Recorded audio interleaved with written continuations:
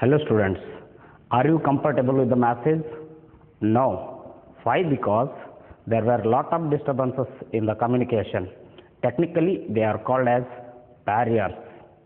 Recognizing the barriers of effective communication, it is the first step to improve our communication style. Do you recognize the barriers by your own experiences? There are 4 types of barriers which makes our communication meaningless. Those are encoding barriers, transmitting barriers, decoding barriers, responding barriers. In this module, we are going to learn about the encoding barriers of communication. The process of selecting and organizing symbols to represent a message requires skill and knowledge. So, we should be very careful when we are encoding a message. There are some obstacles which can interrupt with an effective encoding. You will see them one after the other. First one, the lack of sensitivity to receiver. As a communicator, it is our responsibility to know the needs, status, knowledge, interest of the receiver.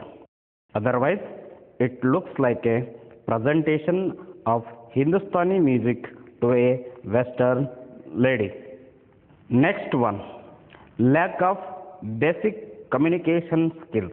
The receiver is less likely to understand the message if the sender has trouble choosing the precise words needed and arranging those words in a grammatically correct sentences.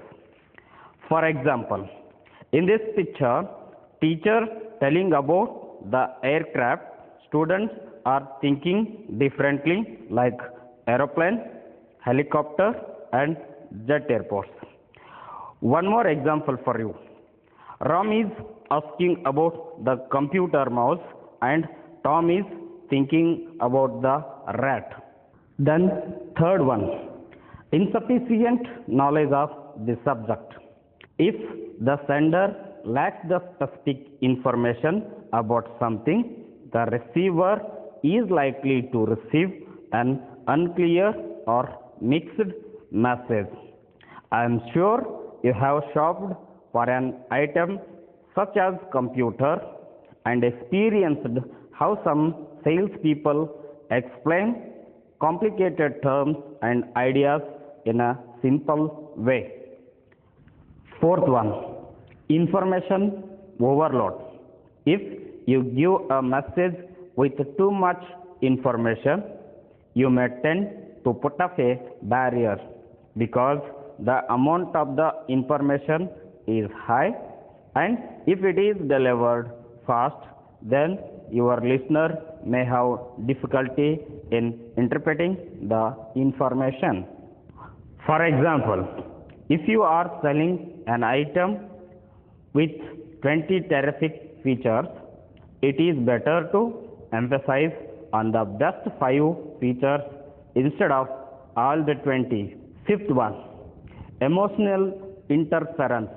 As a sender of information, you must know the emotional condition of the receiver.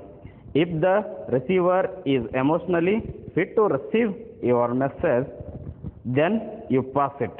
Otherwise, it will not reach the receiver effectively. For example, if a person is in real sorrow, whatever information you may give will not received by him or her properly. I hope you will take care about these barriers whenever you want to communicate with others. Thank you.